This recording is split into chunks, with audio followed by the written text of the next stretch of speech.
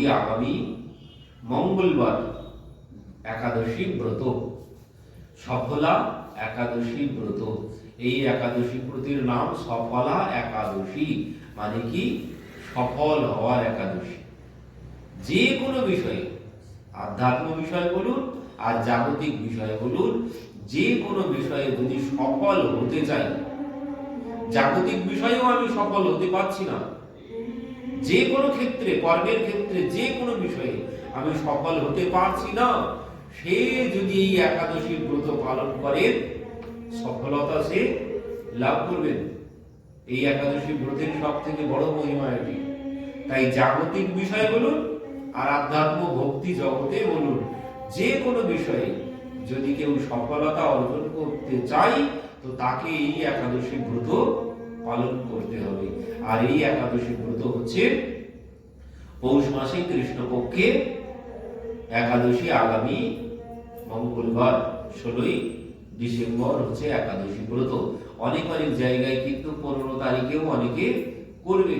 তবে একটা কথা বলি, একাদশী ব্রতে যেমন সবকিছু লাভও হয়, ভক্তি মুক্তি সবই পাওয়া যাবে, কিন্তু একাদশী ব্রতেও নরকেও যেতে হয়, ব্রত করেও কিন্তু নরকেও যেতে হয়। যদি ঠিকঠাক ভাবে বিচার করে আমরা একাদশী ব্রত পালন না করি, তাহলে এই একাদশী ব্রত পালনের জন্যই তাকে নরকে যেতে হবে। কখন? যে যখন কেউ দশমী সংযুক্ত একাদশী করবে।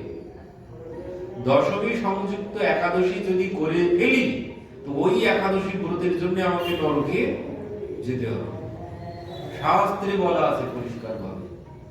তো এই জন্যে যদি কোনো ভাবে কোনো রকম গড়বড় থাকে, প্রথম দিনে কোনো ভাবে যদি কোনো সংশয় থাকে, সঙ্গে সঙ্গে আমাদের উচিত দ্বিতীয় দিন একাদশী ব্রত করতে হবে। এই জন্য সব জায়গায় গোস্বামী মতে পড়ায় কেন থাকে? এই জন্য যদি কোনো তিথির সামান্য একটু দশমী সংযুক্ত হয়ে যায়, তাহলে সঙ্গে সঙ্গে ওই একাদশী ব্রতের জন্য তুমি নরকগামী হবে। ধৃতরাষ্ট্র সব গেল কেন? ধৃতরাষ্ট্র ওই একাদশী ব্রত পালন করেছিল, দশমী সংযুক্ত একাদশী ব্রত পালন করেছিল ধৃতরাষ্ট্র। তার জন্য ব্রহ্মপুরাণে বর্ণনা আছে, তার জন্যই ধৃতরাষ্ট্রের সব বিনাশ হয়ে গেল। দশমী সংযুক্ত একাদশী ব্রত করলে বলছেন সে নরকে সব অংশে নরকগামী হবে। এই জন্যে যদি কোনো জায়গায় কোনো সংশয় থাকে, সঙ্গে সঙ্গে পরের দিন করবো, কোনো ঝামেলায় যাওয়ার দরকার নেই, সঙ্গে সঙ্গে পরের দিন করবো। যদি কোনো জায়গায় সংশয় থেকে থাকে, আরো দ্বাদশী ত্রয়োদশী সংযুক্ত যদি একাদশী ব্রত হয়, আরো বেশি ফল লাভ করা যায়। এই জন্যে আমাদের একাদশী ব্রত 15 তারিখেও অনেকে করবেন, কোনো ঝামেলার মধ্যে যাব না, সঙ্গে সঙ্গে আমরা পরের দিনই করব। সব থেকে সেটি হচ্ছে শ্রেষ্ঠ ব্রত। তো এই জন্য আমরা সবাই 16 তারিখেই একাদশী ব্রত পালন করব। আর এই একাদশী ব্রত পালন করলে কি হয় বলছে, একটি ঘটনা আছে।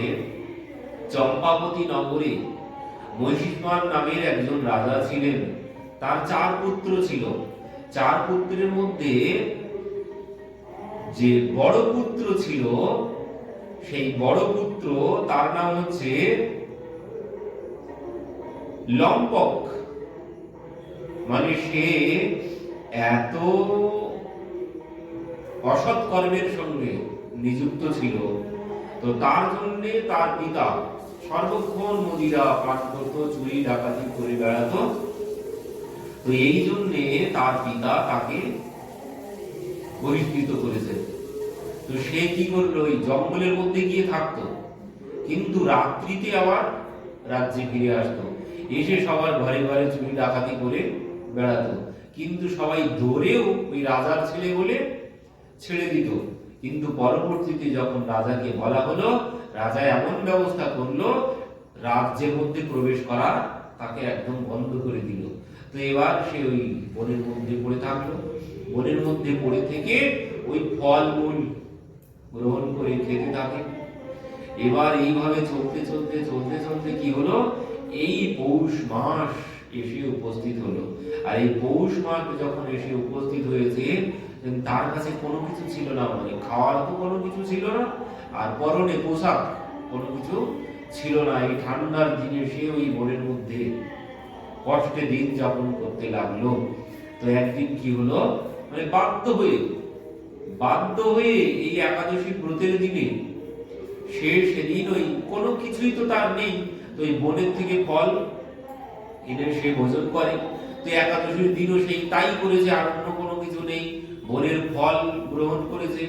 আর রাত্রিতে ঠান্ডায়, কোনো শীতের কোনো পোশাক তার কাছে নেই, রাত্রিতে এই ঠান্ডায় ঘুমাতেও পারেনি সে, সারা রাত গাছতলায় বসে বসে কেঁপেছে। তো এই কাপড়ের জন্য ঘুম আসেনি, সারা রাত ছটফট করেছে, ঠান্ডায় কষ্ট পেয়েছে। তো সারা রাত তার কি হলো, একাদশী ব্রত হয়ে গেছে, না জেনে একাদশী ব্রত হয়ে গেছে। একাদশী ব্রত হয়ে গেছে, সারাদিন ফল ছাড়া অন্য কোনো কিছু গ্রহণ করেনি। আর রাত্রি নিশি জাগরণ হয়ে গেছে।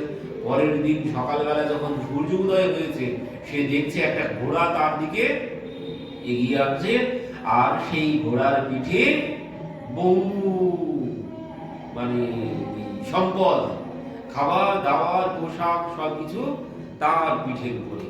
আর এমন সময় ওই দেখেই সঙ্গে সঙ্গে সে যেই দাঁড়িয়েছে, ঘোড়া তার দিকে এগিয়ে এসেছে, সঙ্গে সঙ্গে আকাশবাণী হলো যে দেখো, আমি তোমার এই ব্রতে অত্যন্ত, স্বয়ং ভগবান আকাশবাণীতে বলছেন যে আমি তোমার ব্রতে অত্যন্ত প্রসন্ন হয়েছি, এই সব কিছু তুমি গ্রহণ করো, আর তুমি রাজ্যে এবার ফিরে যাও, তোমার পিতা তোমাকে গ্রহণ করে নেবে পুত্র বলে, আর তোমাকেই তোমার পিতা রাজা বানাবে।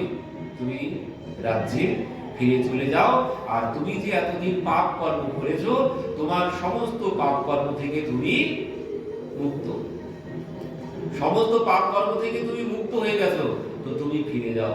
তো এবার সে এই আকাশবাণী শ্রবণ করে রাজ্যে ফিরে এসেছে। রাজা তাকে সসম্মানে গ্রহণ করেছেন। পরবর্তীতে রাজা তাকেই রাজা বানিয়ে রাজা চলে গেলেন ভজন সাধন করতে। আর এ যখন রাজা হয়েছে, তখন কি করলেন, সমস্ত